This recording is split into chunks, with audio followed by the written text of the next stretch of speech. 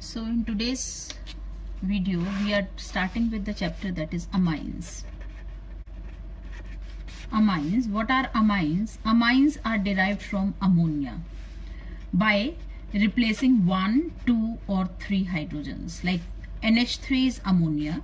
In ammonia, if one of the hydrogen is being substituted by any alkyl or aryl group, then we get this compound, that is RNH2. This is primary amine. One of the hydrogen from ammonia is being substituted by the alkyl or aryl group. So please mind it, this R may be an alkyl group or it may be an aryl group. Now if one more hydrogen is being substituted, like from ammonia, if we replace 2 of the hydrogen by 2 alkyl or aryl groups, then we will get a compound that is RNHR. So this is secondary amine. If we replace all the 3 hydrogens by any of the alkyl or aryl group, then it will become tertiary amine, that is RNR. So this is tertiary amine. So where this R dash and R double dash, R dash, R double dash, and here it is R and R dash. So these groups may be same or may be different. Say for example, if it is CH3, NH, CH3, the two groups are same. So this type of amines are the simple amines, or you can say symmetrical secondary amines, where both the groups are same. And it may be the possibility we may have CH3 C2H5 like this, CH3 NH C2H5. So here the two groups are different. So it may be the possibility that we have one alkyl group here and the other group is an aryl group. So it may be like this also. So what I'm trying to tell here, that this R dash and R double dash may be same, may be different. And how are we getting the primary, secondary and tertiary amines? Now what are the uses of amines? Why are we studying about amines? Because amines are the major constituent of many macromolecules in our body, like proteins, vitamins, alkaloids, hormones, etc, etc. And they are the important constituent of many polymers also, like nylon 6, nylon 6, etc. They are present in many types of dye stuffs, or maybe they are in the drugs also. So in this way amines are playing very important role in our body. Like if we take example of one of the well-known cough syrup like Benadryl. Benadryl, all of us are well aware about this. This Benadryl is what? It is antihistaminic drug. Antihistaminic in the sense it is anti-allergic drug which is used as a cough syrup, and it is having a tertiary amino group.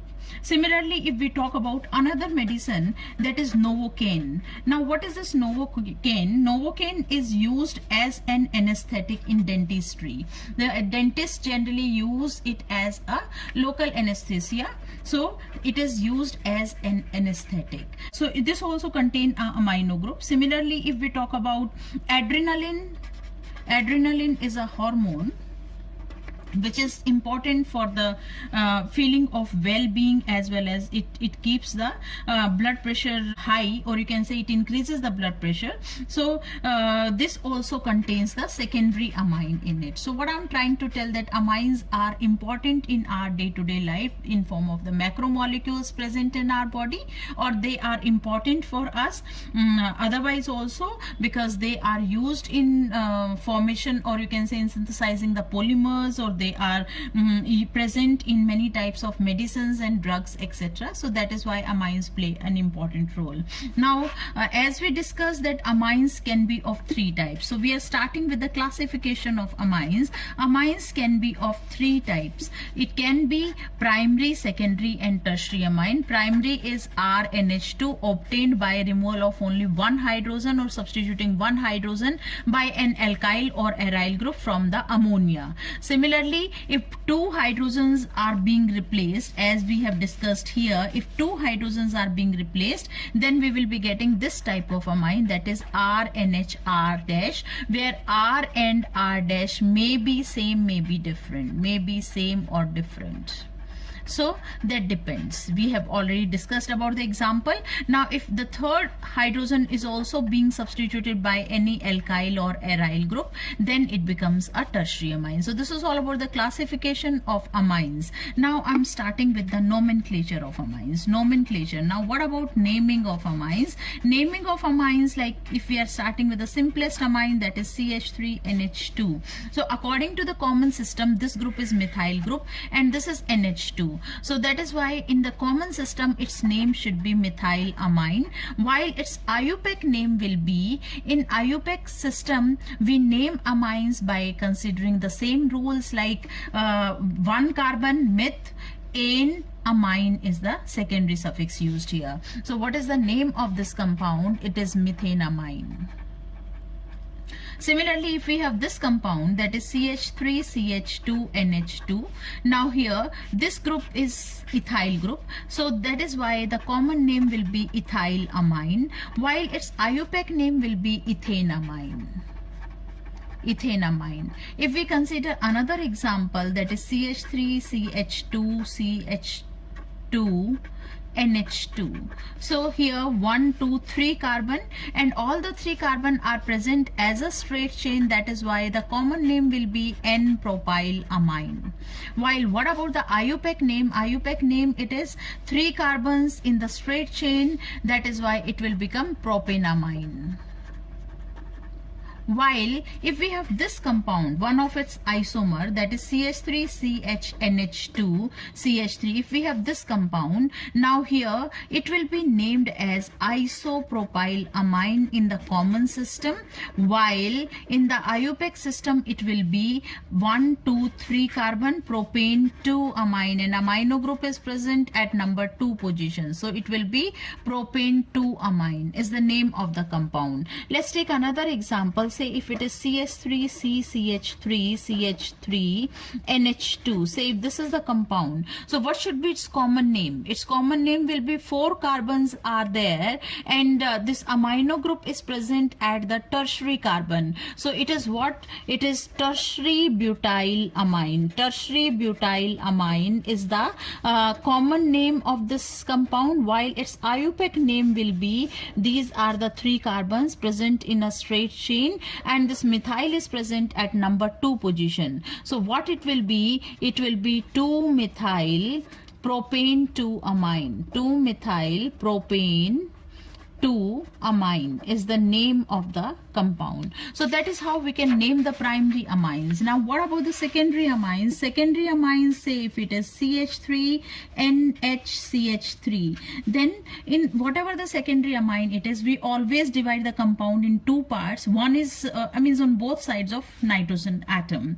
Now wherever we have a greater number of carbon atoms, that will be considered as the parent chain, and the other group will be considered as the alkyl group, and this alkyl group is present at nitrogen, so that is why it will be named as N-alkyl alkanamine. So let's take this example here. Say for example this is considered as the alkyl group and this is the parent part. So parent part is methanamine, while this is methyl group. So methyl group is present at N position, so what we will say, it is N-methyl methanamine. N-methyl methanamine is the IUPAC name of this compound. Let's take another example, that is CH3NH CH2CH2CH3. Now here you should understand it more clearly that this is a lesser or you can say this is a smaller alkyl group. So this will become the alkyl part, and this is containing larger chain of carbon atoms, so that is why it will become the parent part. Now parent part 3 carbons, that is why it is propanamine, and in propanamine at N the methyl group is present. So what is the name of this compound? It is N-methyl propanamine. N-methyl propanamine is the name of this compound. Similarly, say if we have this compound CH3NH CH2CH2 CH2CH3. Now again it is the parent part and this is the alkyl part, so it will become N-methyl butanamine. So that is how we can, and it's not necessary that every time the other alkyl group will be methyl group. It can be ethyl, propyl, etc. also. Like we can have this type of compound also. Say for example if the compound is like this, NHCH2CH3. Now this will become the parent part and this will become the alkyl part. So this is ethyl. So it is N-ethyl cyclohexanamine. So that is how we can name the compound. N-methyl butanamine is this compound. Now, say for example, we have this compound, that is CH3N, CH3, CH2CH3. Now here the entire compound will be divided in three parts. One is with N, which is the largest carbon chain, and the rest of the two groups which are smaller carbon chain will be considered as the N derivative. So this is N-methyl, this is again N-methyl, and this is what? This is the parent part containing greater number of carbon atom, and this is what? Ethanamine. So what we will say, N-dimethyl ethanamine. N-dimethyl ethanamine is the name of the compound, and it is a tertiary amine. So that is what we need to understand here. So this is all about the nomenclature of the amines. Let's do the aromatic compounds also. In the aromatic compounds, how do we name them? Say it is NH2 present here. This is the simplest primary amine, that is aniline, or its IUPAC name will be benzenamine. But as we discussed in class 11 also, that aniline is more famous for this compound. Benzenamine, or you can say aniline, is the name of this compound. Say for example, we have this compound, that is NHCH2CH3. Now this is aniline and this is the propyl group. So what we will call it as, that is N-propyl aniline. N-propyl aniline. Then say if the compound is like this, NCH3 C2H5. So here it becomes the tertiary amine and it is derivative of aniline only. So it is methyl group, it is ethyl group. So what do we call it as? N-ethyl, N-methyl aniline, or benzenamine. So that is how we can name the amines, whether it is primary amine, secondary amine, or tertiary amine. That is how we can name the compounds. Now we are starting with the next, the structure of amines. Now what about the structure of amines? As we discussed the structure of ammonia in class 11, let's do the recapitulation of that. That is, in case of ammonia, nitrogen's electronic configuration is 1s2, 2s2, 2px1, 2py1, 2pz1. So this is the configuration, and all these orbitals participate in the hybridization, and that's how the type of hybridization will become sp3. So sp3 hybridization means 4 hybrid orbitals will be formed and they will be like this. We are doing the structure of ammonia first, like this. Now here you should observe that all these 3 were half filled, so 3 orbitals are half filled and 1 is carrying the pair of electron. Now whatever the orbitals are half filled, they will overlap with the half filled orbital of hydrogen like this, half filled orbital of hydrogen like this. So that is how the structure of ammonia is like this. It is supposed to be tetrahedral, but it is not tetrahedral, it is pyramidal. It is pyramidal, and the bond angle is also not 109.5 degree, it is 107 degree.